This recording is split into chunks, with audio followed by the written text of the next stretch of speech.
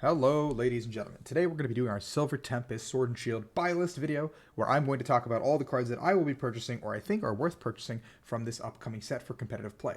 Now, the cards that I'm thinking about are in this current standard format, meaning whatever happens in rotation, whatever happens with Scarlet and Violet, opinions may change, cards may come out that are new and different, but for now, these are the cards that I think that are worth buying to have in your collection, especially for the upcoming tournaments, Salt Lake City, or not Salt Lake City, Latin American Intercontinentals, Toronto Regionals, Arlington Regionals, if you're heading to any of those, and San Diego. I think those are the four immediate upcoming ones in this current format. I believe Orlando will also be. So there's a four regional, and an intercontinental span in this current format with the Silver Tempest cards. So I will talk to you guys today about what I think is worth purchasing that will see immediate value in return, and why these cards are going to be good for you guys to pick up. If you guys enjoy the content, as always, please do like and subscribe to this video. I appreciate it greatly. It helps me continue making content that you guys will enjoy. And please let me know if I missed anything and why you think a certain card should be good in the comments below, if you think that I have made a mistake or you think there's a card that needs to be mentioned. So starting off, I do must-buy cards. I do three categories. I do must-buy cards, which I think have to be purchased, which I will be purchasing. Spicy pickups, which I think you can speculate on. If you think you might want to try them out, you can pick them up, but they're not really that hit or miss, you know. There's no concrete evidence that I think makes them good, but there's no concrete evidence that makes them bad. So they could be good in a current vacuum.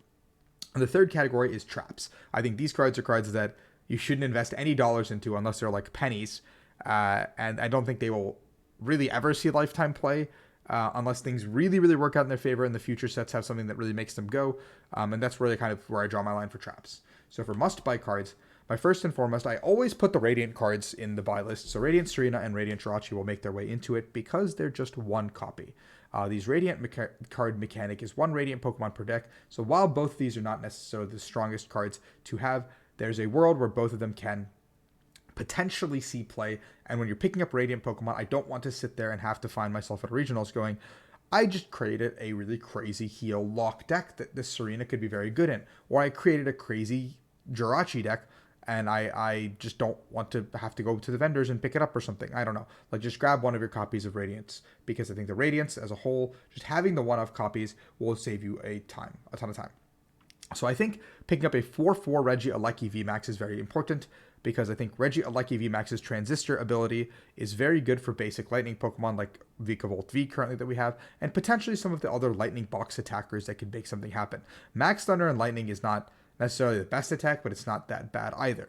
Now, normally when I'm picking up an evolution line, I pick up a 4/3 line, but I think Reggie Alecki VMAX is one of those few cards that I could see myself playing a 4/4 line because of how good Transistor is. A lot of the time, if I'm playing something like Vikavolt V, I want to have 3 Reggie Alecki VMAX in play, 2 to 3, and so being able to have a 4th copy that you discard or prize or, you know, whatever happens is important. And those are decks that have a lot of space. So Reggie Alecki VMAX also should not be one of the more expensive cards either. It's not a collector's card. It's not a chase card. So that helps us competitive players out greatly, because competitive or collectors will be looking for those chases, those chase cards, those hits, those alt arts. And we're over here playing our humble, low rarity Reggie Alecki cards. Unlike me, I'd like to play as high rarity as I can, but I'm not going to break the bank.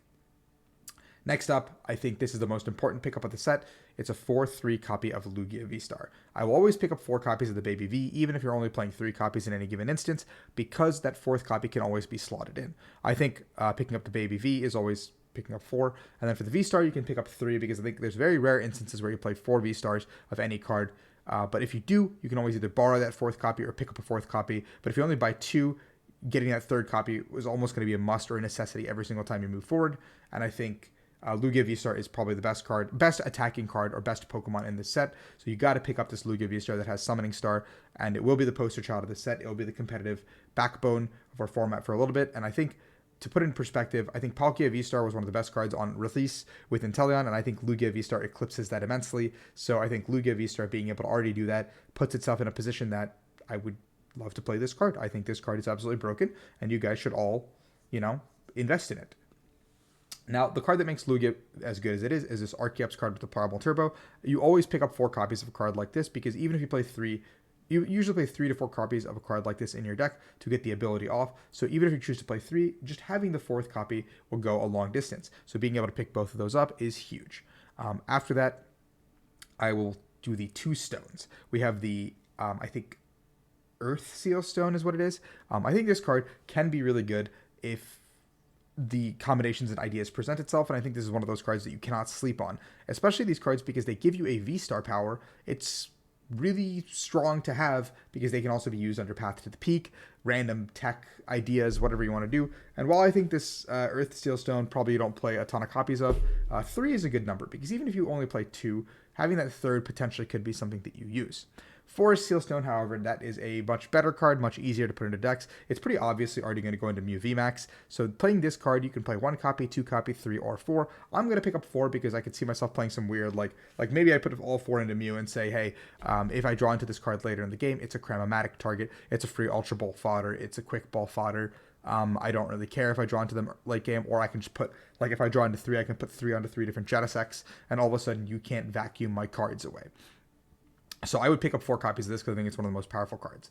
Now, you can't see it under my name, but I put 4 copies of Serena in here as well because I think Serena is a game-defining card. It is one of the best cards in this set. It'll be one of the best cards moving forward. It is a dual-purpose, dual-threat card that acts as a boss's orders, so very strong. I think definitely a pickup for sure. Now, the last 2 cards on the must-buy list, I know there's a very short must-buy list for this set, but that's because I don't think there's that many must-buy cards in this set, are the 2 energy cards, the V-Guard and the Regenerative Energy. And these are both just good energy cards in general, and I think both of them have dual purposes, especially for the healing kind of decks, which I don't know what they are yet, but they could be very good. But I think V-Guard Energy is one of those decks that will immediately make an impact, especially in Lugia, especially in maybe Mew. Like, this is a very good card itself as well. So I would pick up both of these. Now that concludes our must buy. So we've got could be a spicy pickup. If you think there's something that's a must buy that I missed, please obviously comment below. Let's see what these spicy pickups that I thought when I made this PowerPoint were. This is also a very short one because I don't think there's that many spicy pickups in this set because we're reaching the end of the Sword and Shield block, so there's a lot of fluff in here. This Ariados is one of my ones that I think is a spicy pickup because it does make V-Stars have to attach 1 extra energy to attack. So this could give you the edge against Arceus, give you the edge against Palkia, give you the edge against Tina, all these cards that need heavy energy costs to attack. Now the caveat is that it is a stage 1, so it takes some time to get up, but I think it's really good in some sort of control. I do think this Vulpix V-Star could be very good as well, a 4-3 line. I don't know how I'd play it yet, but I do think the attack is very cool. I think that it has the potential to really be good, but I don't know how I'd do it yet. Same with Regidrago. I think both of these have potential. I think Regidrago is one of my more favorite cards I've seen in a long time. It's just not very good because dragon types are not very good. But I think if you can find a way to make either of these work, I could see a fringe deck, like a tier 2, tier 3 deck, that could be really good in the right metagame. This Dragonite is also very good because I think if you want to play Regidrago, you pick this up. If you don't want to play Regidrago, you don't pick it up because it is one of those cards that pairs really well with Regidrago, but is bad in every other situation. There's a Poncho card as well that prevents all effects of items, supporters, whatever your bench Pokemon, which I think is a speculative buy. I wouldn't pick it up right now. I mean, I pick up all trainers and stuff anyway, but I think it's not one of those cards that I would go for hankering to pick up because I don't think it'll make its way into any deck anytime soon. But post-rotation, maybe I can see itself being really good when we have less dig, like less play. Also, the Stadium Primordial Ultra, I think this card is very good, but I don't think it's good enough to be seeing play in decks right now. But I think the concept of the deck is very strong, and it can be very good in a little bit. Now, here are my trap cards that I think that you should not invest in, you should not even look at. And there's not that many because I think there's a lot of mediocre cards in the set, but these are the ones that kind of look like they can be playable, and I wouldn't play them. Superior V-Star looks playable, wouldn't play it. Omastar looks playable, wouldn't play it. I think Fossils is too difficult to pull off. The Pikachu, Dedenne, Togedemaru-like strategy looks playable, but it's a 3-card combo with low HP guys that the trade-off is very little comparatively when you can just set up a V-Star for probably the same amount of turns, same amount of effort, same amount of cards, and get 2 prizes guaranteed a lot of the time. Unknown V-Star, not worth the effort. It's very mediocre in terms of what it's supposed to do. And 3 energy for its attack is way too high. I cannot understand. Like, the whole V-Star attack is just so bad fundamentally in every aspect, and I don't like it.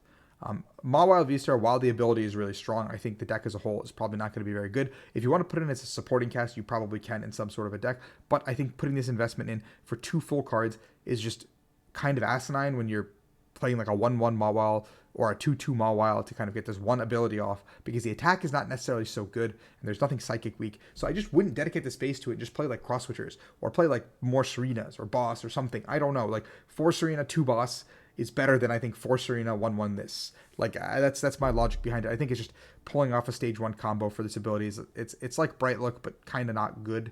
So, yeah. This Claydol is really cool because you can accelerate the energies, but I don't think it's good because no supporters and discard is really, really hard to pull off a deck that's consistent, that does that sets up these stage ones, that sets up your way to get fightings into the discard, having no supporters in the discard, accelerate those fightings. Like, it's just so much going on all at once that I don't think it can be good. The Arcanine as well. I think the Arcanine only works in tandem really with the Claydol because there's no decks that play heavy fighting energy right now and have that acceleration. So same exact logic for me there. And then Candace, I think this Candace card and all of the cards surrounding it, the engine, the Frostlass, all that stuff, not very good because I think it requires a lot of effort to pull off. And looking at top 7 and just getting water type stuff is not necessarily always great because I can kind of just research, like I can just research. I can go deeper into my deck. Inteleon Ninja is not lasting much longer, so I just don't think this holds up in what the format has ordained for us. So with that being said, that is my Silver Tempest buy list video, guys. I hope you enjoyed this kind of content.